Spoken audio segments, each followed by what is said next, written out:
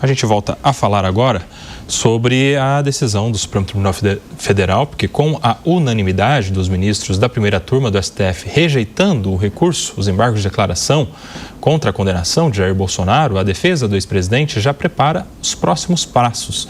E para a gente entender quais são os recursos possíveis e que podem ser adotados em favor de Bolsonaro, nós conversamos agora com o professor Gustavo Sampaio, professor de Direito Constitucional, sempre conosco aqui na Jovem Pan. Professor, boa tarde, bem-vindo. Boa tarde a você, boa tarde a todos que nos acompanham. Professor, a ideia é saber justamente agora os próximos passos. O que vem adiante? Tivemos a rejeição unânime dos chamados embargos de declaração. E agora?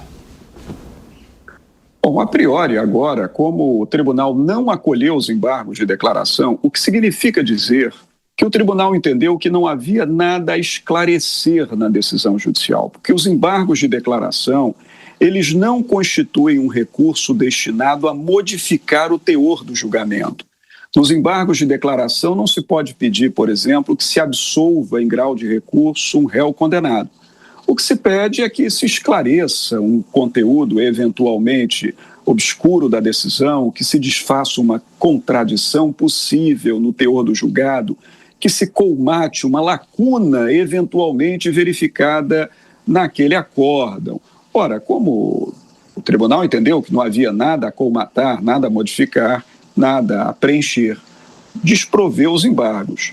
Então, segundo a Lei Processual Penal, o Código de Processo Penal, e segundo o regimento interno, a única possibilidade em caso de divergência na votação, como foi a hipótese, nós tivemos um voto pela absolvição dado à época pelo ministro Luiz Fux, existe a previsão dos embargos infringentes do julgado. Este, sim, um recurso previsto na lei processual e no regimento interno para se modificar o teor da decisão.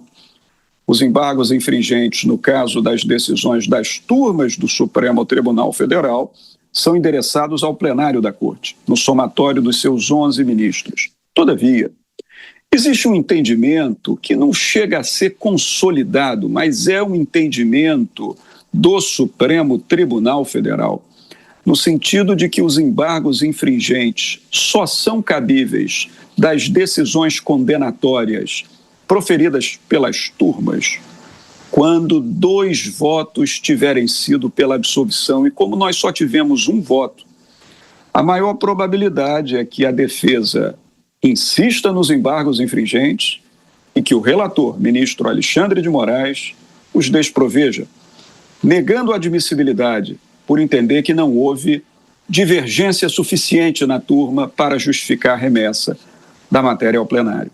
Mas lembrando que da inadmissibilidade dos embargos infringentes cabe recurso de agravo interno para que o colegiado decida se os embargos infringentes devem seguir ou não. Moral da história: ainda há uns passos pela frente, ainda há algumas tentativas possíveis da defesa até que nós tenhamos a definitividade desse julgamento dentro do Supremo Tribunal Federal. Professor Gustavo, eu vou trazer para a nossa conversa o João Belucci, que vai te fazer a próxima pergunta.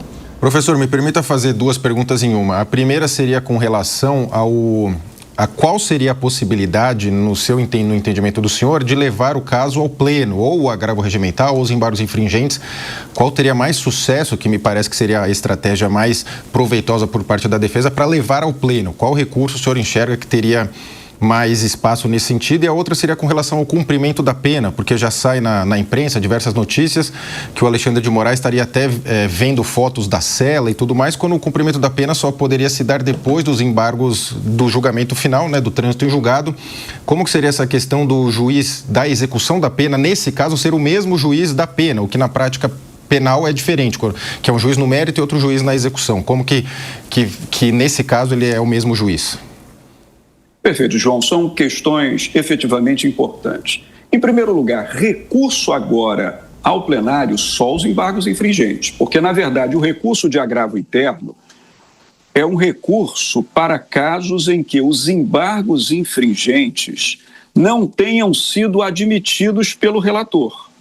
Então, na verdade, o agravo interno não é para substituir os embargos infringentes, mas para forçar o encaminhamento dos embargos infringentes.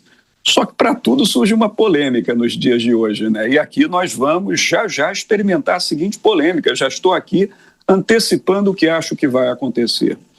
O regimento interno do Supremo Tribunal, no seu artigo 335, parágrafo 2º, que diz que da inadmissão dos embargos infringentes cabe agravo interno, estabelece que, neste caso, o agravo interno será encaminhado ao colegiado de destino do recurso. Mas que recurso? O parágrafo 2º não especifica, ele é um pouco ambíguo na redação. Então, não se sabe se o parágrafo 2º está dizendo o colegiado de destino do recurso do agravo ou o colegiado de destino do recurso dos embargos infringentes. Isso é muito importante, porque quem julga agravo interno de decisão monocrática de membro de turma é o colegiado da turma, mas quem julga os embargos infringentes é o plenário. Então, se interpretar o parágrafo 2º do artigo 335 no sentido de dizer que o agravo deve seguir ao plenário, então o plenário é que vai ter que decidir se aqueles embargos poderiam ou não ter sido rejeitados no juízo de admissibilidade, ou seja, pano para manga ainda, questões ainda a serem verificadas. Mas, quanto à execução, na execução, a linha M do inciso 1º do artigo 102 da Constituição da República estabelece que o Supremo Tribunal Federal tem competência originária para processar e julgar a execução das suas próprias decisões de competência originária. Então, neste caso, por um dispositivo da Constituição, João, é o próprio Supremo Tribunal Federal que processa a execução do que ele tiver julgado nas causas de competência originária. E essa ação penal é uma ação penal originária, a ação penal 2668. Ela começou já no próprio Supremo Tribunal Federal e termina no próprio Supremo Tribunal Federal. É chamada ação penal de instância única, típica dos casos de foro especial por prerrogativa de função. Mas tem uma possibilidade. A linha M diz que o tribunal, para não se ocupar excessivamente com a execução, ele pode delegá-la a um órgão jurisdicional, por exemplo, de primeira instância. Isso aconteceu na época da ação penal 470, historicamente conhecida como mensalão, em que o ministro Joaquim Barbosa opinou no sentido de remeter a execução aos cuidados da Vara de Execução Penal do Distrito Federal. Não me parece que isso vai acontecer dessa vez. O ministro Moraes já emitiu sinais no sentido de que o próprio Supremo Tribunal Federal deve cuidar da própria execução. Mas, de fato, a rigor, o cumprimento da decisão é com trânsito em julgado.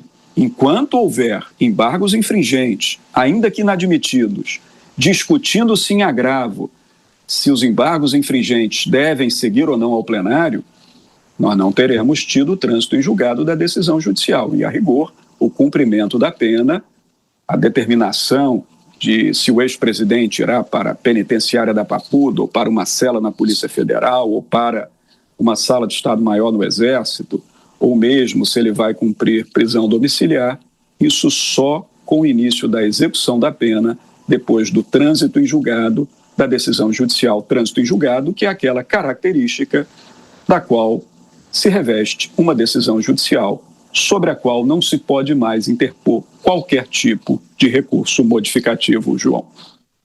Professor, uma questão correlata é a situação atual do ex-presidente Jair Bolsonaro, que é de prisão domiciliar de natureza cautelar, né? Uma espécie de prisão preventiva em casa, mas que não é decorrente da ação penal que estamos tratando aqui, aquela do núcleo 1. Ele está preso preventivamente e domiciliarmente em razão daquela investigação que depois gerou a denúncia que agora recai contra o seu filho, o Eduardo Bolsonaro. E denúncia que não cita, que não denuncia o próprio preso, que é o ex-presidente Jair Bolsonaro. O fato do Ministério Público ter escolhido apenas um dos investigados da família ali para se tornar denunciado e eventualmente réu, e não ter denunciado o ex-presidente, não deveria gerar a revogação da sua prisão domiciliar? Eu particularmente entendo que sim, porque em verdade, apenas para esclarecer aqui de modo muito sinóptico, o presidente foi preso preventivamente nos autos de um outro procedimento de investigação por outros crimes. Na época se investigava a possibilidade de crime de atentado à soberania, do artigo 359-I do Código Penal, referente ao fato de seu filho, Eduardo Bolsonaro, ter ido para os Estados Unidos investir contra o próprio interesse nacional. Mas isso logo foi descartado nas investigações. E também por crime de obstrução de investigação de organização criminosa, crime da Lei 12.850, e por crime de coação no curso do processo, crime do artigo 344 no Código Penal. O que sobreviveu às investigações no entendimento da Procuradoria-Geral da República? O crime de coação no curso do processo. E então o deputado federal Eduardo Bolsonaro, filho do ex-presidente, foi denunciado por coação no curso do processo, mas não o ex-presidente. Então, como a prisão preventiva é uma prisão de natureza cautelar, ou seja, não é prisão castigo, não é prisão por condenação judicial, mas por cautela prevista no artigo 312 do Código Penal, a rigor, se o próprio Ministério Público, que é o dono da ação penal, ele entendeu por não denunciar o ex-presidente, eu quero compreender que a prisão teria de ter sido revogada em relação ao ex-presidente Bolsonaro. Ainda que se pudesse, porventura, decretar uma nova prisão preventiva por outra razão, se verificasse que o presidente estava nos autos da outra investigação ou do outro processo penal, pondo em risco a instrução processual penal ou ameaçando a ordem pública, ele poderia ter tido contra si uma outra prisão cautelar, mas isso não aconteceu. Então, acredito que deveria ter sido, sim, revogada a prisão preventiva anteriormente decretada. E agora, sim, iniciado o cumprimento da pena pela condenação na ação penal 2668, aí ele partia não mais para uma prisão cautelar, mas para uma prisão definitiva decorrente de uma decisão condenatória de mérito, como tem sido agora a decisão proferida na ação penal, na qual ele foi acusado de crimes contra o Estado Democrático de Direito. E aí sim, nessa nova prisão, uma prisão já por decisão definitiva de mérito, é que se teria, como se terá, que discutir onde ele cumprirá a prisão, inclusive com uma forte possibilidade, que eu acredito que vai ser a escolha do Supremo Tribunal Federal, dele cumprir a pena em regime domiciliar por força dos graves problemas de saúde que o réu, o ex-presidente Jair Bolsonaro, tem enfrentado. Perfeito. Conversamos aqui com o professor Gustavo Sampaio, professor de Direito Constitucional, sempre conosco aqui na Jovem Pan, nos ajudando a entender melhor o cenário jurídico das principais notícias do país e, nesse caso, da ação que tramita no Supremo Tribunal Federal, já com condenação e na fase dos recursos envolvendo o núcleo 1 da trama golpista. Professor, muito obrigado por falar conosco, é sempre um prazer te receber. Sempre às ordens, bom fim de domingo para vocês, boa semana a todos na redação, bom trabalho. Um abraço.